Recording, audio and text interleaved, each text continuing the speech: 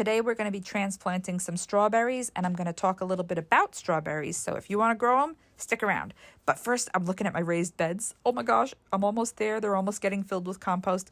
But in this raised garden bed, I had divided an already existing strawberry plant, and I made it into several plants, and I planted them here last year, and they were doing phenomenal until a groundhog came along and decimated them. Now, I don't know if he's still around or not, but it looks like some of the strawberries are bouncing back, and I am not going to leave them here for him to snack on again. So I prefer to dig these up just with my hands. This is very loose soil that I have.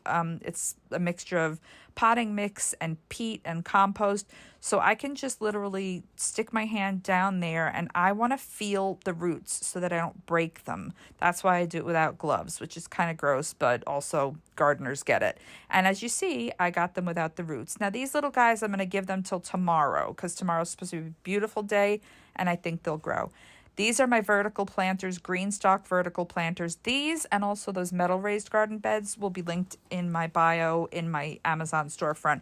These are incredible because a planter is usually like 2 feet wide if you buy a big one. So are these, but they grow upwards. So I can get 30 plants in a 2-foot diameter, if that makes sense. So all I do is I just push some soil away. I make a little hole for it. I put it in and I tuck it in. There are 2 types of strawberries. There's ever-bearing, and then there's, I think it's June-bearing. Ever-bearing gives you fruit throughout the growing season, and the other one gives you one blush of fruit.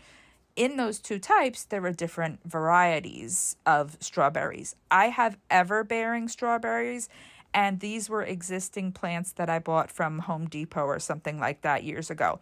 I did just get in the mail some bare root strawberries, which means it's the roots, but they do not have any greenery like these do. See how easy they are? You can divide these too.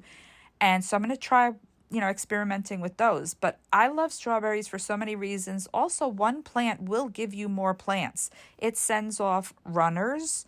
And then once a little plant starts forming, you can cut the runner and you can plant that little plant. So it's like the gift that keeps on giving. And who doesn't love picking strawberries throughout the season? I definitely love it. I don't know if the birds will eat them. They haven't so far, so that's good.